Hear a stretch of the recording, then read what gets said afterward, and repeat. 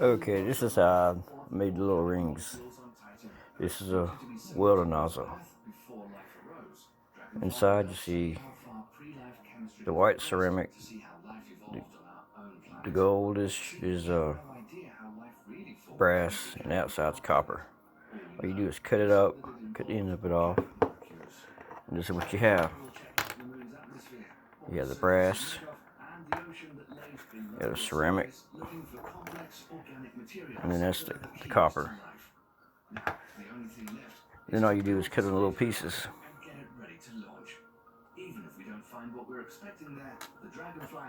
This is before you cut them. So if anybody says they have a ring like it, then they're just lying.